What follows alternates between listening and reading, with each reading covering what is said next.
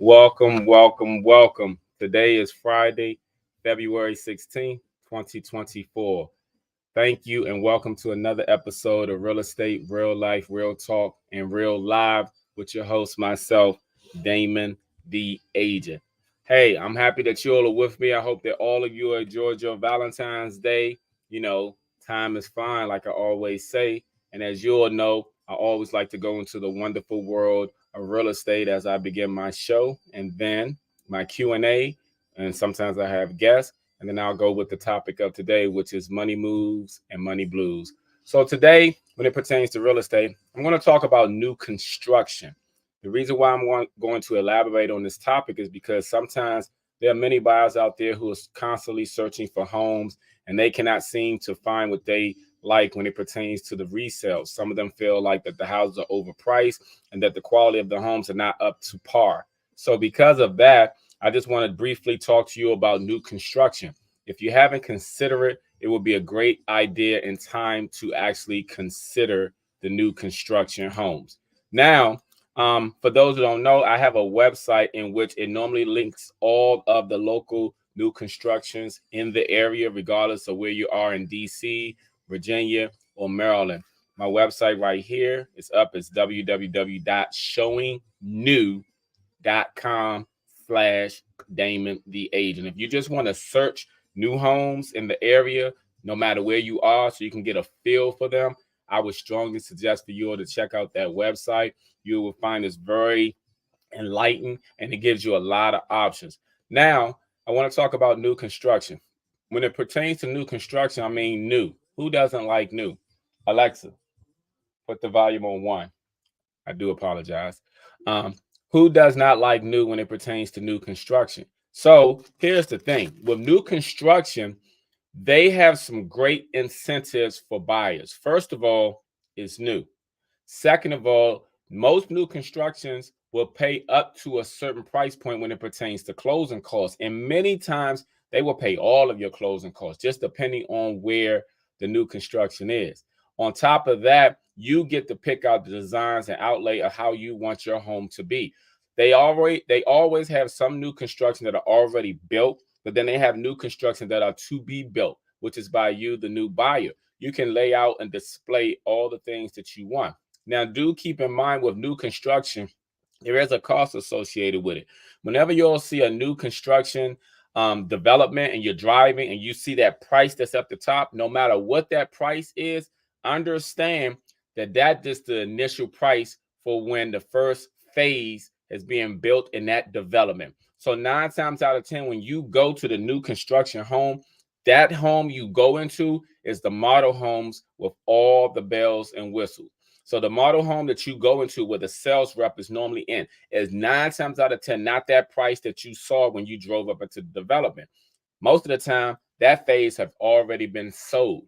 So when you go into the new construction, please keep that in mind because people are misled when it pertains to, oh, I saw the price was 500,000, and then you go into the house and the house you're in is worth 800,000, and it's a reason because everything that you get added on is going to cost, but you get to pick it. And again, if you like new, if you can afford it, that's great. Also, keep in mind with new construction, with the current interest rate that's going on, some new construction can actually give you a lower interest rate than today's interest rate. So, for example, I think today's interest rate is 7 something. Okay. And a lot of times when you go speak with the new construction lender, they can probably get that, let's say 7 something down to 5.99. So there's benefits to the new construction as well, too. Not only do you get new, not only do they pay up to your closing costs, not only do you get to pick out the layout of the appliances, designs, and things like that, you also possibly can lower your interest rate going in new construction. Now, understand, and like I just said, when you go into that model home is to woo you. All right. Now, when you go into new construction, it is to woo you. And that sales rep that's sitting there, they actually work for the builder. You know, they will guide you, but they don't work for you. They work for the builder. Now, someone asked me with new construction, do you need a realtor? Because I've been told you don't need a realtor to buy new construction.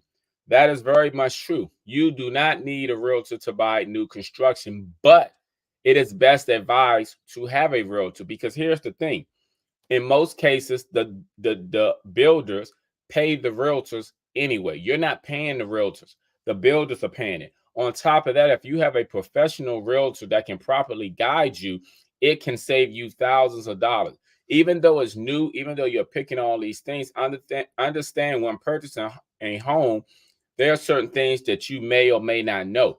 This is the reason for the realtor to come into to navigate and guide you through the process, so you have a clear understanding of what is to take place. And understand again, the builders pay the realtors. You don't. So why not have a realtor anyway when you don't have to pay them? And on top of that, they can properly advise you. I would strongly recommend getting a realtor when buying new construction. But like I said, you don't necessarily need one. That's what they would tell you. But at the same time, if you will Google some of the new construction and check out their reviews, you will find out that some people have some issues and complaints, and with some of those things could have been alleviated and solved if they would have just had a realtor with them. So I want to talk about that. So I also want people to keep in mind when it pertains to new construction that some new constructions are already ready to be moved in. They've already been delivered. Other new constructions take time to build. So sometimes with new construction, you have a waiting period. Sometimes it can be as short as under 6 months. But the typical time from beginning to end, based off whatever you go in there and choose as your designs and plans, it can take anywhere from 6 to 8 months for new construction to be completely built. So if you have the patience to wait for a newly built home, if you want to get the incentives with the closing costs that new constructions will give you, if you want to also possibly save on the rate, if you love new and you just don't want anybody have what someone else had, and if you also feel like, okay, well, it's worth it and you can afford it, new construction is a great way to have home ownership. Because the thing about new is you can always look at the resale value on new construction. The resale value on new construction is always, in 9 times out of 10 cases, it's a positive cash flow. Roughly after 1 to 2 years, you already have built equity that quick with new construction homes. So there are many reasons to look into new construction to have those for you. And again, if you don't know, I have a website in which you can view all of the local area, check out all of the new construction, to see the pricings, to see the layouts, to see the inside. Go to this website. I have it posted, which is www.showingnew.com/Damon the agent. That is a great website that I believe many of you all will like. I would suggest you all save it. I would also suggest that you all share with loved ones or anyone that is out there in the market looking for homes and they're having a hard time because some of the homes that they're seeing are not up to par that they would like it to be. And they feel like, well, the price for what the price is, like I said, for what the price is in some areas, you can get new constructions in other areas. So I just wanted to talk right there about that new construction. Hold on. I got my Q&A, which is my questions and answers, coming right up.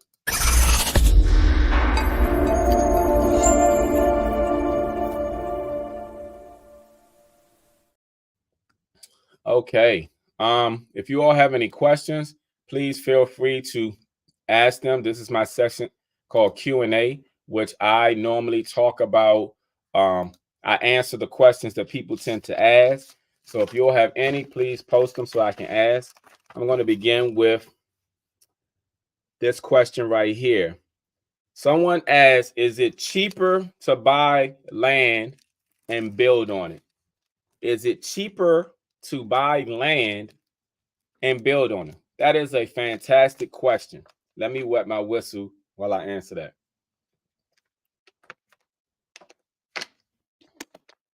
Okay, again, the question is it cheaper to buy land and build on it?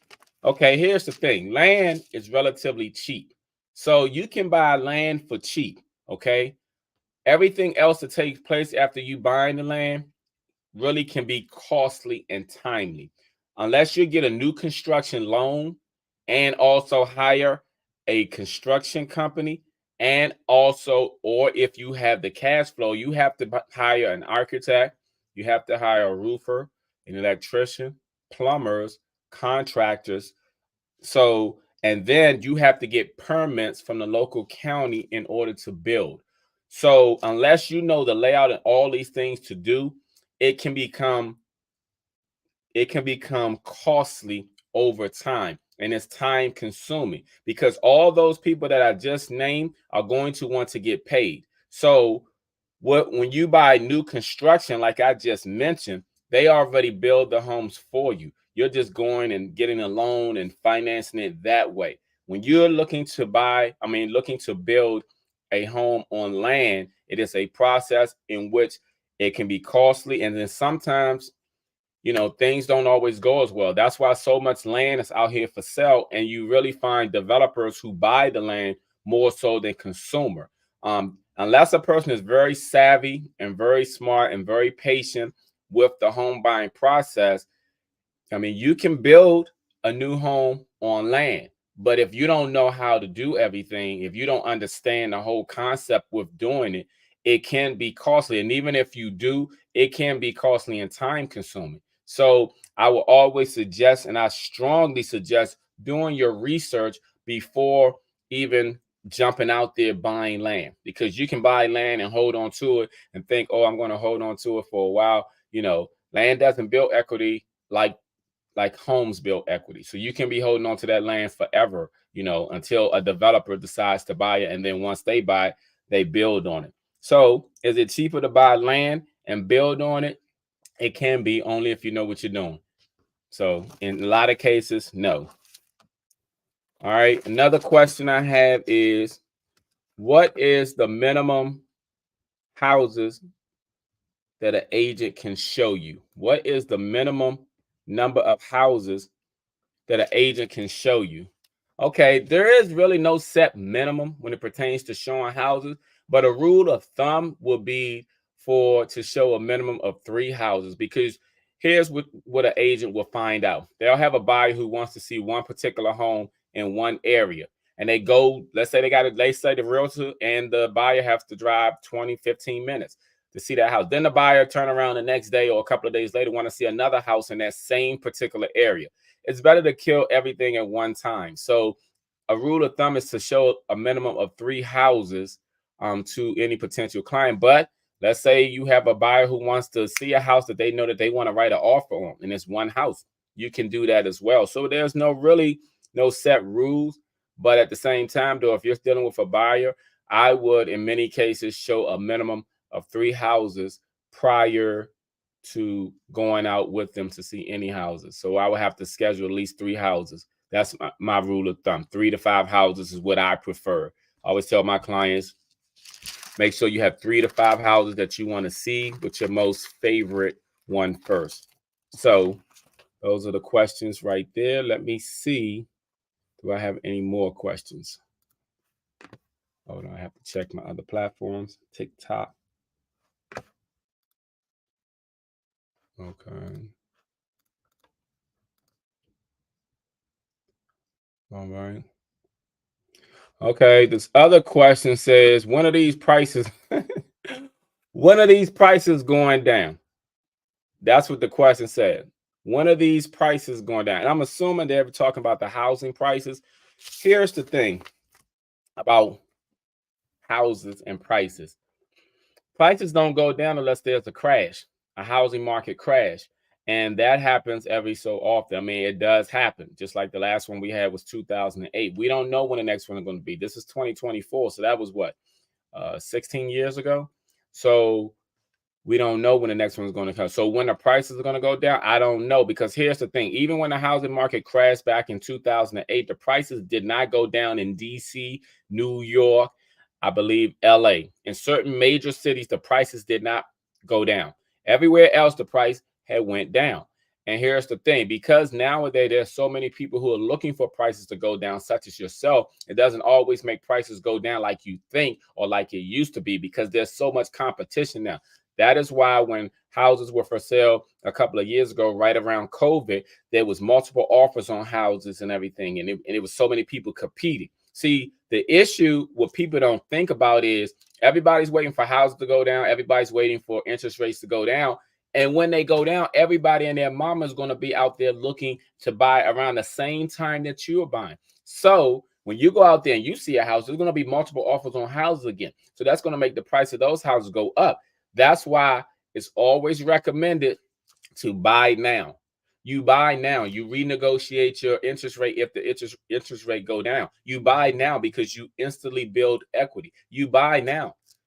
When you're waiting to buy, you're only going to buy more later, and you're only going to be competing with everyone else who's also waiting, because there are many people who are watching and they're waiting for what the people say on the news. Oh, wait, don't buy now. Wait, no, you should buy now if you can afford to buy now. I'm telling you, if you can afford to buy now, you should buy now, else you're going to regret it later. That's just like people who waited before, they regretted it later. So when the house is going to go down, I don't know. But to be honest with you, they're not going to go down that much. If they do go down, they're not going to drop 100 or 200,000. Trust me. They may go down 20,000, maybe 50,000, but they're not going to drop significantly, because as long as there's someone out there willing to pay, price of houses are going to continue to stay the same or go up. There has to be a significant change in the economy for things to actually change when it pertains to the prices of houses. That's why inflation has gone up. That's why food prices have gone up. Gas prices have gone up. Because as long as people have a necessity, and housing is a necessity, prices are going to continue to go up. All right. Let me see if I have any more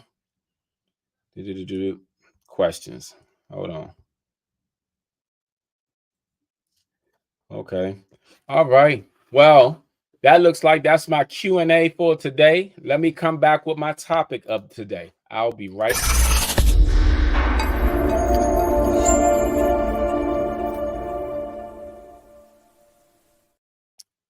All right, y'all.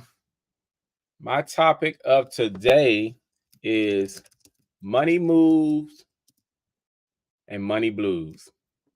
And the reason why I have it the topic like that is I was holding a conversation, and the conversation came up in reference to what do a person look for in a spouse, and it was mainly what do women look for in men. Someone said that a lot of times women are looking for a man who's financially stable, a man who has money, a man who can provide. At the same time, someone else said nobody wants a bum. We don't want a man that we, have to take care of and everything, which is completely understandable, from many aspects. I said that for some men who do have money, who are looking for women, they don't want to feel used. They don't want to feel like that money is the only thing that mainly is qualifying them, because what seems to be happening a lot of time is people are getting qualified based off their income first, how much they make, if they're attractive, if they stand over 6 feet, et cetera, et cetera. So, a lot of times, a lot of younger guys and men today are starting to focus more on themselves, just trying to become a better person, trying to increase their value for themselves. And with doing so, they're overlooking some of the women who think that they deserve them, and they're wondering why. And in many cases, it's because, like Drake said in one of the songs, you weren't shooting with me when I was in the court. And that basically means like you weren't there with me when I needed you. And then I also saw something where, what's his name? I think his name Desi Banks, and he was on Shannon Sharp's podcast, and he mentioned that a girlfriend he really wanted to be with her forever, but she did not support his dream. And the girlfriend actually kept telling him he needed to get a job. And in the midst of telling him he needed to get a job, she put him out like 2 a.m. He's a millionaire today. And so I wonder if she's sick to her stomach with doing that.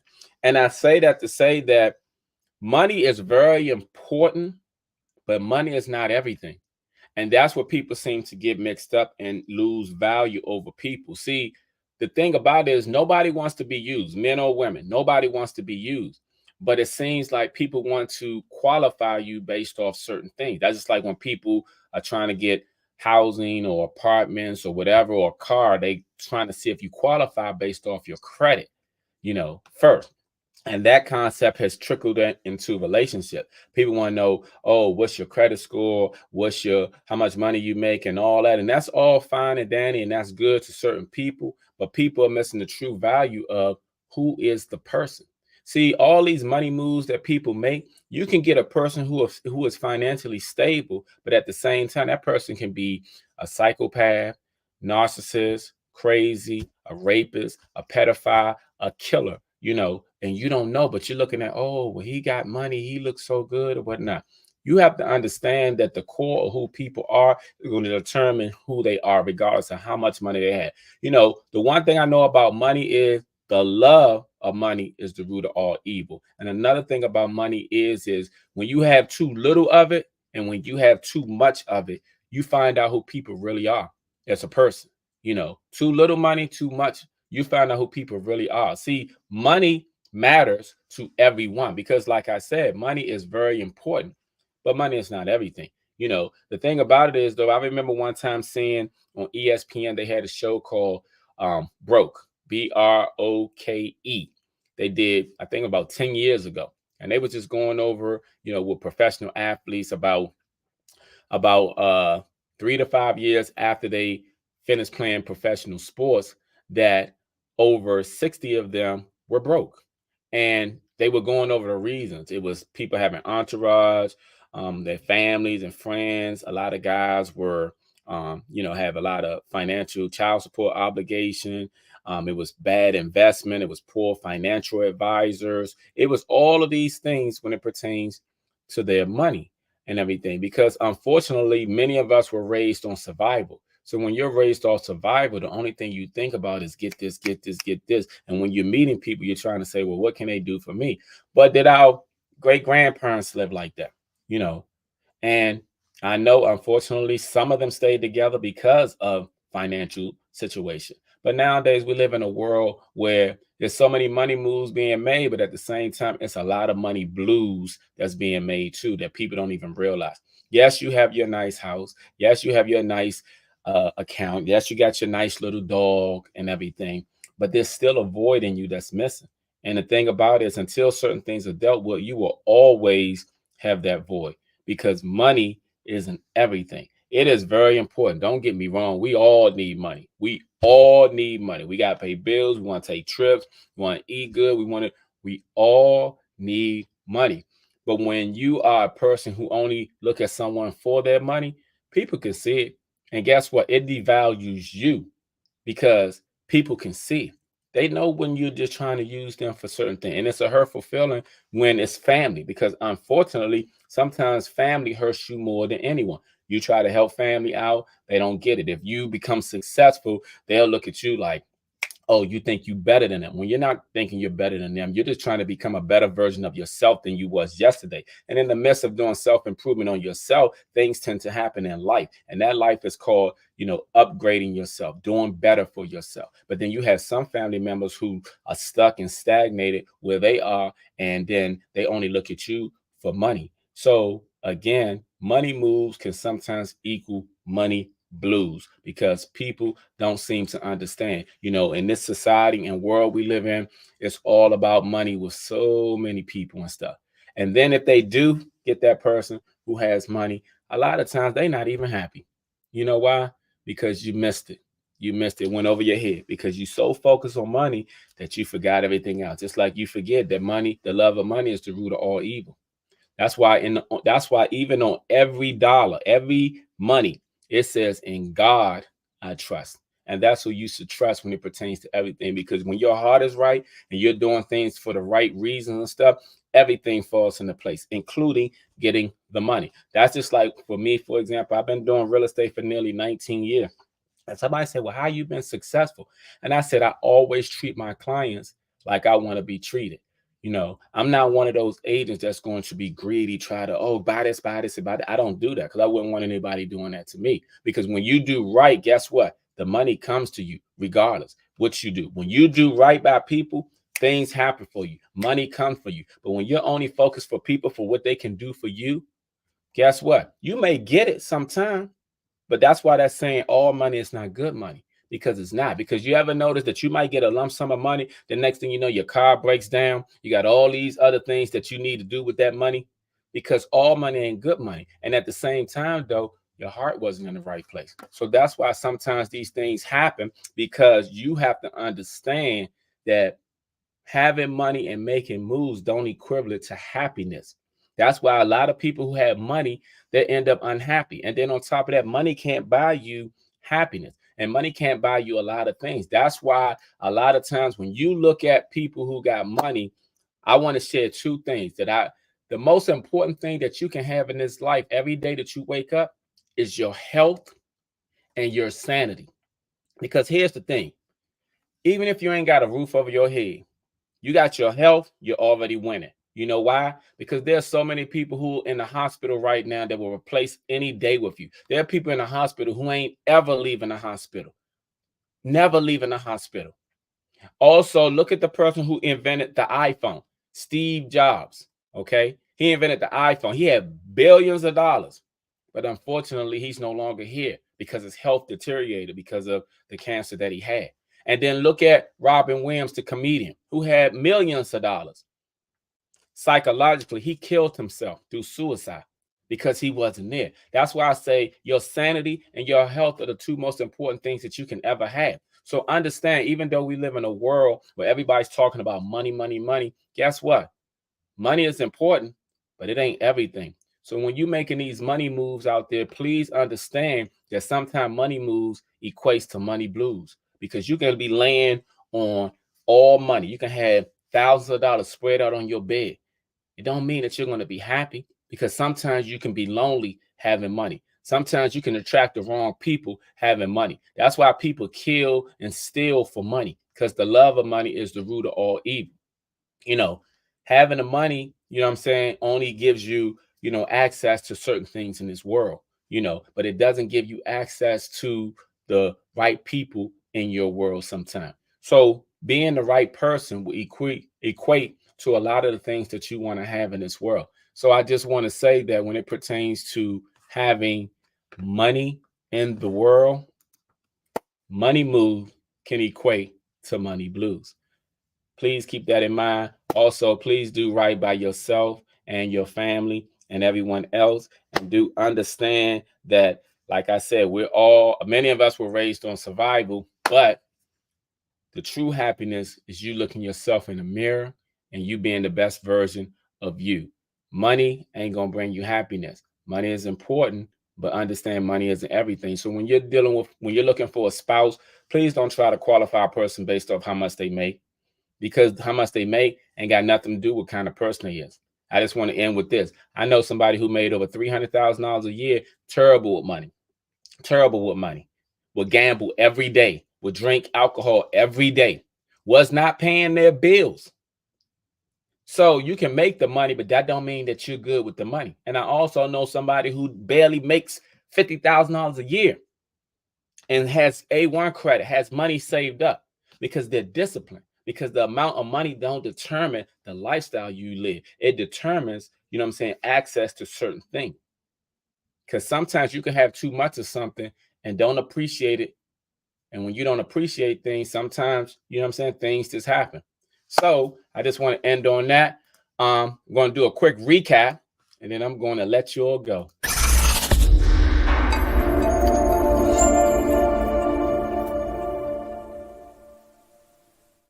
All right. Before I go, I want to please say follow me on all social media platforms, and please share this podcast with people on your pages so they can also check in and tune in as well. I appreciate you all. Remember, I'm on all social media platforms: Snapchat, Facebook, TikTok, Twitter, Instagram, LinkedIn, YouTube. So I am there everywhere. Again, the recap is new construction, people. If you can't find what you want with resale homes, there are great deals that are going on with new homes. Please also have a realtor such as myself to educate you through the process, because you don't even have to pay. The new construction people actually pay the realtors. And it's like getting free advice, like going into a courtroom with a court-appointed lawyer in many cases, but you're not paying for it.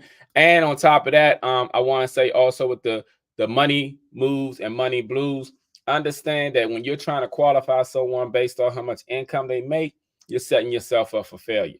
People can make 500,000 a year, doesn't mean that they're a good person. And understand that money does not bring happiness. And money is very important, but it's not everything. And please try not to always focus on money, even though sometimes it's hard because bills are all around and that's all you see is what people can do and what they got and everything. But becoming a better person is what's going to bring you true happiness, because some money moves equal to money blues. So I just want to say that to you all. And if you all have any real estate needs, remember I am licensed in DC, Maryland, and Virginia. I can help you with all your real estate needs, whether it's selling or buying or investing. Please reach out to me. You can send me a message on the social media platforms, or you can call me on my phone numbers. My phone numbers are 202-618. It is right there, 618-1382. Again, that's 202-618-1382. Or you can check out my website, DamonTheAgent.com. And that is also my tag name on everything, Damon the Agent. So I appreciate you all. I thank you all for joining me. I will see you all next week. Enjoy your weekend. And for those who love basketball like I do, All-Star Weekend, baby. You know what I'm saying? Let's get it. All right. Y'all have a great one. I'll talk to y'all soon.